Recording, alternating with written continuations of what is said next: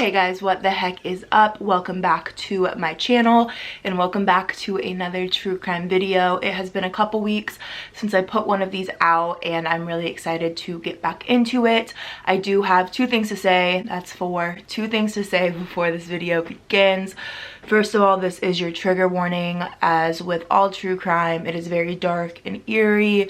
This one does involve children and it is obviously real events. So if that is something that is triggering to you, this is your chance to click out of the video. And my second thing is that this is more of like a question or me wanting advice from you guys. My last video that I posted, which is in the playlist and I'll link it up here, is the missing persons of Tara Calico. With that, I got a comment about how I laid out the video and I want to know if you guys have any input on that, because they said that it was messy, and although I don't feel that way, I know that there's so many different like pieces to a case and sometimes it's hard to organize that and explain it. So if you guys have any advice or tips, or you think whatever, can you please leave it below, because I love doing these and I just want to make them the best possible for you guys and for me to film. So if you guys have any advice on the format of these videos that you'd like to see or that you think would work better, please let me know. And without further ado, let's get into the case of the yogurt shop murders in Austin, Texas.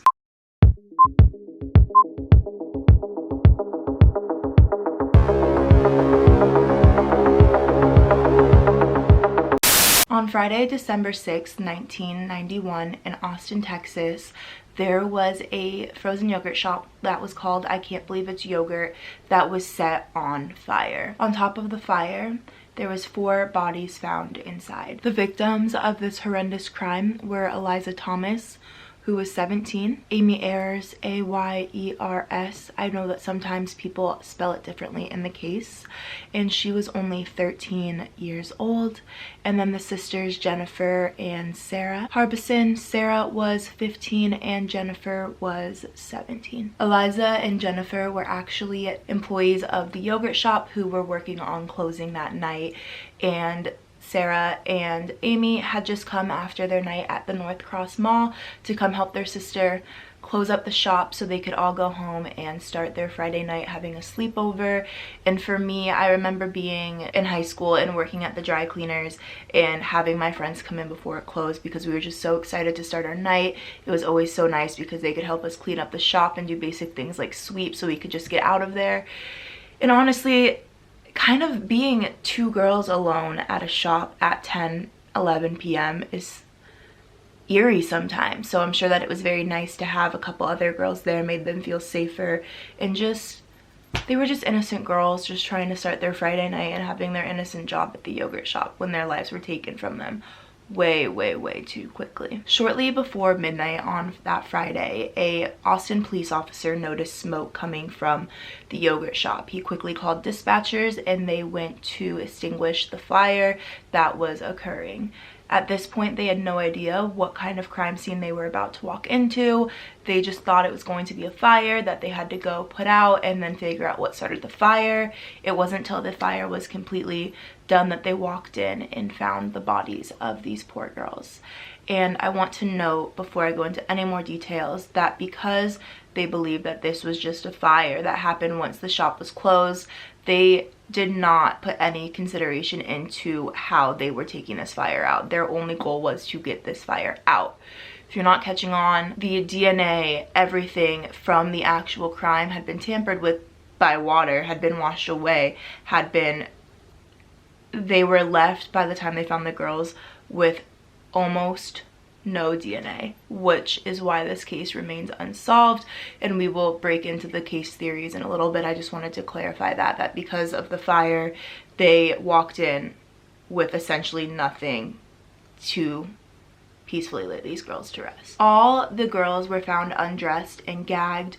One of the girls was found a little bit closer to the entrance of the store and the other 3 were in the back. I'm going to put a map over my face at this point, but I talk about kind of what was happening because it's a really good diagram of the layout of not only the store but where the bodies were found. So Amy's body was discovered in the middle of the back room. She was the one by herself, while Jennifer, Sarah, and Eliza were found in the rear room clustered into one corner. Eliza and Sarah were stacked on top of each other while Jennifer laid close behind. Amy, who is the girl closest to the front of the store was shot twice. The other girls were only shot one time. During their autopsies, it was determined all lives were taken execution style.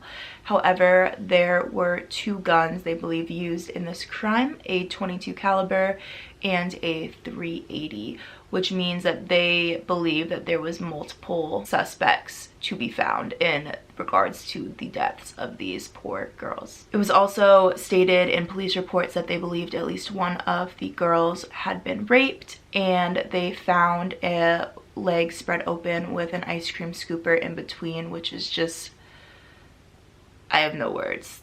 That is no words. The police also determined that $540 was missing from the register that night, which means that this was most likely a robbery gone bad, clearly. And it is so heartbreaking. There's no amount of money that is ever worth someone's life, but the fact that 4 innocent girls were taken from this earth over $540,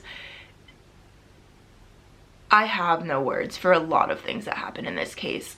$540 took the lives of 4 children. It's terrible. It makes me sick thinking about that. So the investigators on this case were John Jones and his partner Mike Huckabee. They were so overwhelmed with leads and suspects. They had over 342 potential leads and suspects to maneuver through. At this point, people were literally writing in letter confessions who didn't actually do it to get media attention. It was terrible. And on top of that, like I said, they had such little DNA on top of being underprepared. This was one of the most serious crimes in Austin history. The homicide detective was not prepared for this.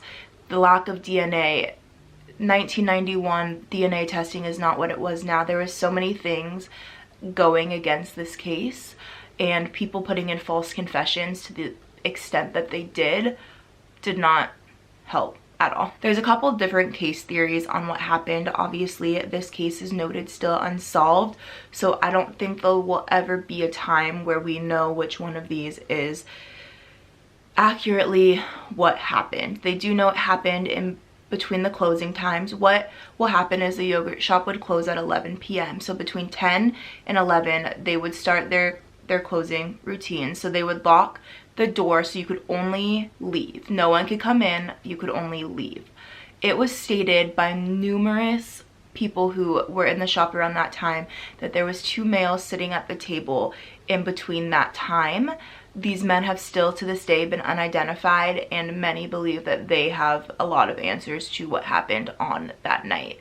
It had been reported by, as I said, 2 different people that they felt very uncomfortable. They had even asked the girls like if they felt okay, and they just said yeah, they were just going about their cleaning and everything like that. But these 2 men never left. And when the fire happened and they were doing their investigation, the front door remained locked. So whoever did this had gotten in somehow through that door that was locked and did not exit that way, which I know my opinions do not matter and it's important to keep them out, but I would love for them to have a conversation and find these 2 men, because I think that they have a lot of information that could be very useful to what happened to these poor girls. As I mentioned, that part has been unsolved. Those men are still unidentified. They have such little DNA. They were able to find 1 fingerprint. So that is the only DNA they have in regards to this case. And it may match one of those 2 men if they were able to determine who they were. Another small lead was from a former Austin police officer named Trull. I might be pronouncing his name wrong, but he was on the Austin police force and was retired and was going in around 10 p.m. to pick up yogurt for him and 2 of his friends. He noticed this man in a military style jacket lingering around the store. Every customer that would come in, he would let them go in front of him. He was just kind of there, and the former officer Croft caught on to this and kind of got a weird vibe. So the guy actually asked Officer Croft if he was a police officer, and he had stated that he was a former Austin police officer. At that point, he said, "Oh, go in front of me in line." Officer Croft said no, and the guy was forced to go to the register and purchase something to be in the store. Eliza was the one at the register, and she sold him a soda. It was at this point that the man walked towards the back of the store, and it was Officer Croft's turn to buy his yogurt. He asked her where the guy had gone, and she just was like, oh, to the bathroom. And he still just did not feel good about this, so he tried to wait around as long as possible. The guy never came back up to the store, and at some point Officer Croft left. He actually was able to go to the court in 2002 about this. However, he stated that he would not be able to point the guy up in a lineup as it had been so long since the incident happened. So that is another what if the guy in the military jacket, if he had anything to do in this with this terrible crime. And the biggest lead that this case has formed is of 4 young boys who actually were arrested at the North Cross Mall. If you remember at the beginning of this case, I told you that the 2 younger girls had been there earlier in the night. These 4 boys were arrested there, and their names were Robert Springsteen, Michael Scott, Maurice Pierce, and Forrest Wellborn. And like I said, originally they were arrested because no one really knows why these 4 boys at that time were suspects in the case. However, for whatever reason, they were all arrested. A gun was found on one of them. However, the shells did not match the ones at the crime scene, so they did not have enough to hold them at that time. And they were all released. And it wasn't until 8 years later, when new investigators were put onto this case, that they looked back into these 4 boys. It wasn't until 1999, after many hours of questioning these boys, that 2 of them were taken into custody. Scott and Springsteen separately signed confessions that they were involved in the murder of these poor girls. In their confessions, they both said that the other 2 males involved just stood there and didn't have any association with the murders of them, and so the other 2 they didn't have enough to try them and were allowed to go. However, the other 2 were forced to face a trial at this point and also jail time. Springsteen and Scott both went to trial at the Travis County Courthouse, and both were convicted of capital murder. With this, however, Springsteen actually was faced with death row and was sentenced to the death trial, where Scott was sentenced to 99 years in prison. Before long though, cracks in their case started showing. They felt like their confessions were almost too detailed, and this was a red flag for them. One of the new investigators, named Detective Hector Polanco, felt like these details were way too similar to a completely different case to be accurate. He just was not feeling it. It was in 2009, after the men had faced about 10 years in jail, that the case had been overturned and requested to be retried. The reason for this was that they ruled that the men's confessions were improperly tried during the case. Although the men at this point weren't deemed innocent, they were, like I said, requested to retry them, and from there they did find out that the DNA that they did have from the scene actually did not match with either of the 2 males, which would make them ruled out of this case. So at that point, the case remains open. And like I said, those 2 unidentified males are kind of what many believe would be the closing of this case. And that is where this leaves off. There is a book I'm going to link down below. It's over 300 pages that go into so many more details about this case, and I believe that it's still a very active case that the Austin police officers probably will never close. It changed their history, and they still occasionally will get leads in regards to this. So I'm going to link everything down below. I think that there's actually a tip line. I know that there's the book, and this case is just so dark, and those girls, after all this time, deserve to have closure. Their families deserve to have that closure, and it's so sad in situations like this where they might never get that. But I just wanted to come on and talk to you guys about another case.